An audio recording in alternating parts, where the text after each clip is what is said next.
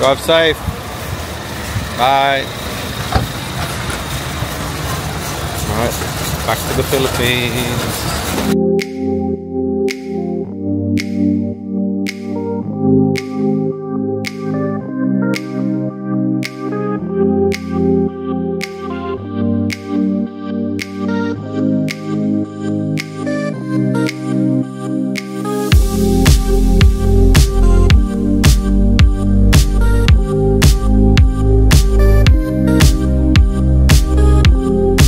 We are flying back to Manila, mga Zoobs.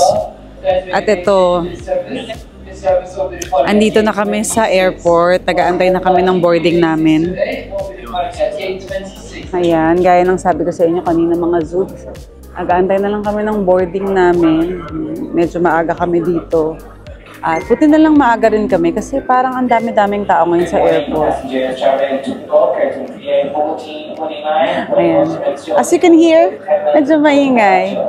Di namin alam bakit ang daming tao. Kasi ngayon lang kami lumipad ng ganitong oras, no? Usually, madaling araw.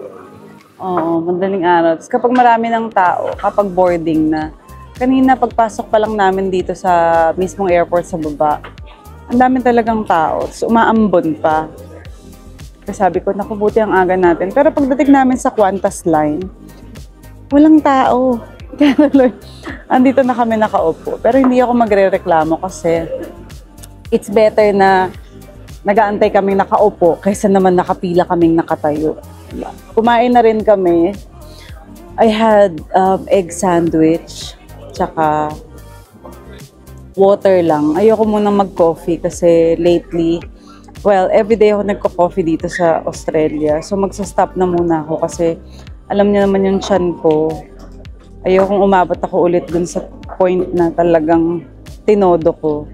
Also, I had mga wine din dito kaya talagang feeling ko it's time to stop. Siguro magko-coffee ako ano na lang, next month na. Next month na.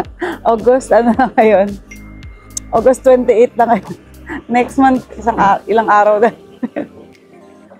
So, joke lang mga Zoobs. Ano lang, talagang kailangan ko ipahinga syempre yung tiyan ko kasi alam niyo naman, very acidic ako. Tsaka ang trigger ko talaga ay coffee. I'm sure maraming nakaka-relate sa akin. Coffee is life, but my stomach is lifer. So, hindi ko siya i-risk. Tsaka especially magta-travel tayo ngayon for 8 hours. Well, 3 hours from Adelaide going to Brisbane. Tapos may layover kami sa Brisbane ng 5 hours. So that's already 8 hours. And then another 8 hours from Brisbane flying to Manila. So bukas pa kami makakarating ng mamayang madaling araw. Magagrab lang kami pa uwi ng bahay namin kasi hindi na kami mangi-istorbo ng taong susundo sa amin.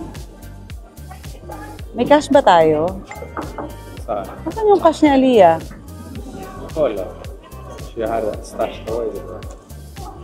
Nilagay ko ata sa bag niya. Alam nyo ba, habang inaayos namin yung gamit ni Aliyah, meron siyang peso. May 6,500 peso siya. Andito sa akin. Ayun pala eh. Para may pamasahe tayo, girl. May pamasahe.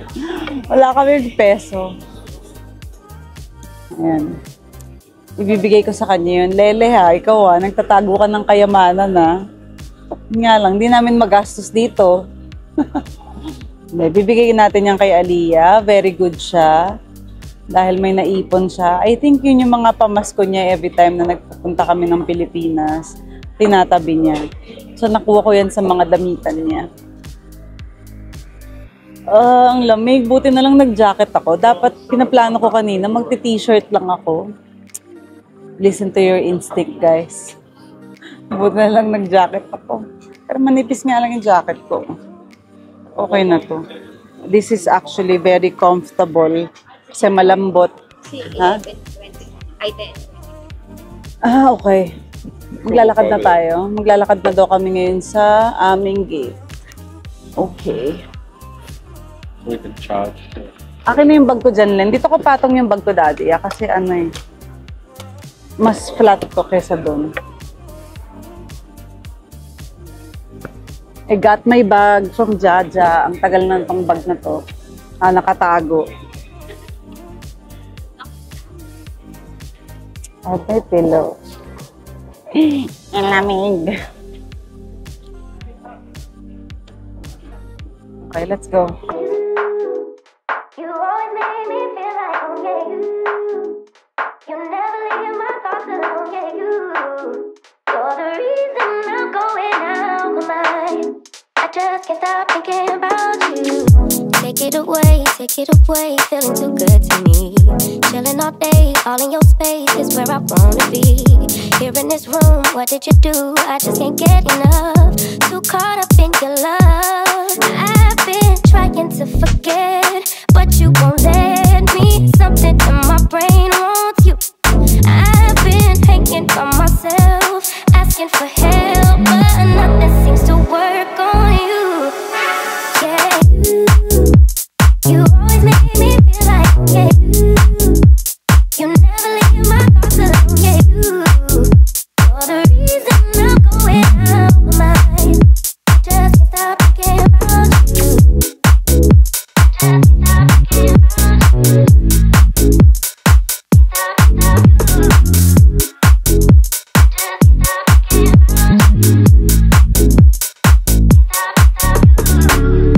All that I crave when you're away, nights are sleepless. Do we need space? Yeah, maybe a break. Boy, you're my weakness.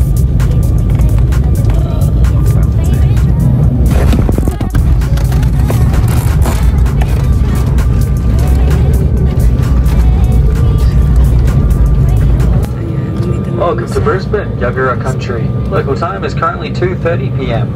Please remain seated with your seatbelt fastened until the seatbelt sign has been switched off. Take care when opening the overhead lockers, as baggage may have moved and could fall out. Before leaving us today, check your seats and seat pockets for any personal items that may be left behind. As always, smoking, vaping, and the use of e-cigarettes is not permitted. Nandito na kami sa Brisbane Airport, mga zooms, and medyo hindi naging maganda yung landing namin kasi tumalpog kami ni Andy. Nakuhanan ko naman yata, so tignan na lang natin sa editing mo, babe. Sobrang bad. Oo, kasi medyo naramdaman namin yung pagtalbog namin dahil nasa likod kami. Siguro medyo mahangin or hindi namin alam. Bouncy lang siya. Pero the whole flight naman, sobrang okay. Ang problema kasi ang late lang ng plane, diba? Kaya rin siguro ganun. So ito, pagkarating namin dito sa loob ng airport, kukunin namin yung, titingnan muna namin kung kukunin namin yung bagahe. Kasi first time namin nag-land back dito. Hindi namin alam, hindi namin naitanong kanina. Usually kasi kapag sa Melbourne, hindi na namin kinukuha yung mga gamit namin. Diretso na kami sa layover namin. For now, magbabas kami. Gaya ng ginawa namin papunta rito. Magbabas kami at hahanapin namin ang paglipat namin going to International Airport. So, wish us luck today kasi 5 hours ang ating layover. At antok na antok kami kahit na 7 hours ang tulog namin kagabi. Sobra, ang lala ng antok ko. Pero okay lang yan. Siguro itutuloy ko na lang yung, hindi ko wala naman akong choice at chance matulog. Para mamaya dun sa 8 hours na flight from here to Manila, makatulog ako. Sana. So, ito na. Ayan na siya. Magdadak na siguro tayo. Ayan, meron na. Docking point. I can see it.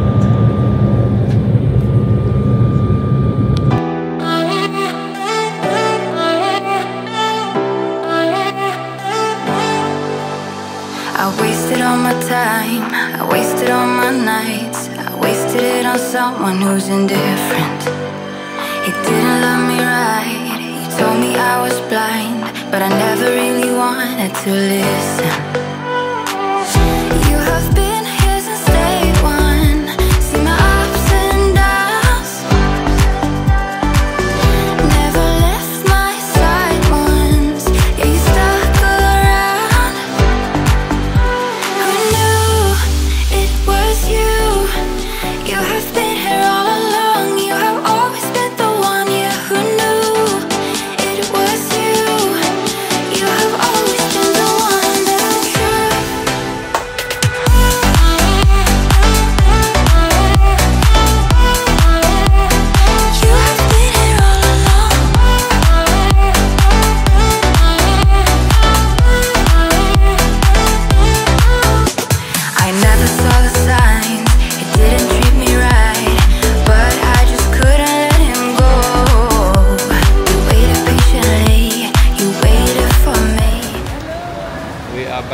pala na guys.